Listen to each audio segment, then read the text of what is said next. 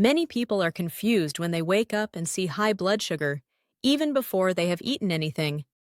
They did everything right the day before. They avoided sugar. They ate sensibly. And yet their morning reading is higher than expected. This is common, and in most cases, it is not a failure. Morning blood sugar is influenced by hormones, sleep, stress, and how the body prepares for the day. One of the most important reasons is something called the dawn phenomenon. The dawn phenomenon refers to a natural rise in blood sugar that happens in the early morning hours, usually between 4 and 8 a.m. During this time, the body releases hormones such as cortisol, growth hormone, and adrenaline. These hormones help you wake up and prepare for the day, but they also signal the liver to release glucose into the bloodstream. Dawn phenomenon is common in people with diabetes. Studies show that it affects over 50% of people with type 1 diabetes or type 2 diabetes. It can also occur in individuals without diabetes. The difference is how the body responds. In people without diabetes, insulin production increases automatically to keep blood sugar stable. In people with diabetes, prediabetes, or gestational diabetes, that insulin response is reduced, delayed, or absent. As a result, blood sugar rises higher than it should. In type 2 diabetes and prediabetes, insulin resistance plays a major role. The liver becomes less sensitive to insulin and releases more glucose overnight than the body needs. This leads to higher fasting glucose in the morning. In gestational diabetes, pregnancy hormones increase insulin resistance, particularly overnight. This is why fasting readings are often the most difficult to control during pregnancy. This is not your fault. It is biology. In type 1 diabetes, the dawn phenomenon happens for a different reason.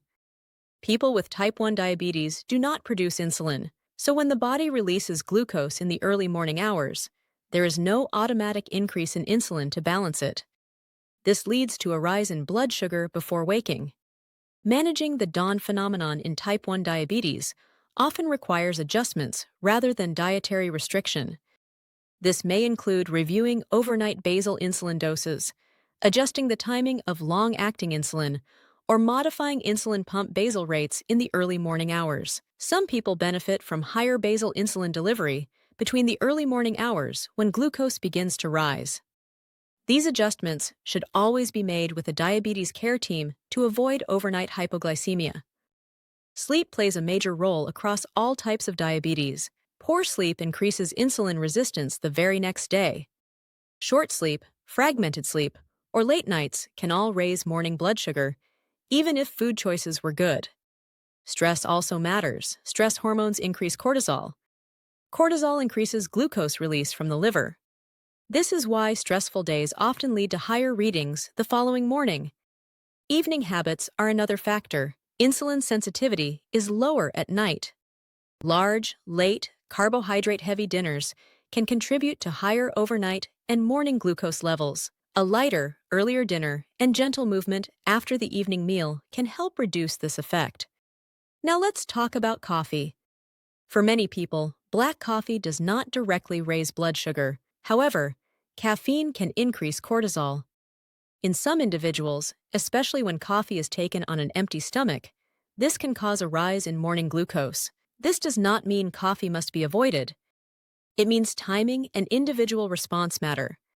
So what actually helps manage high morning blood sugar? First, do not panic over single readings. Patterns matter more than isolated numbers.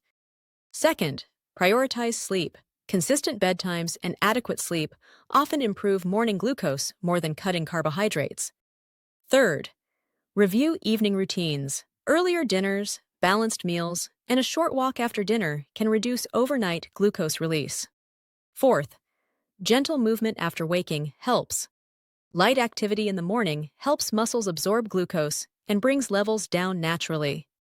Fifth, for people with type 1 diabetes, dawn phenomenon management often requires insulin adjustment, not food restriction. This is about matching insulin to physiology, not blaming behavior. Most importantly, understand this. High morning blood sugar does not mean you failed overnight. It reflects hormonal changes your body makes every day.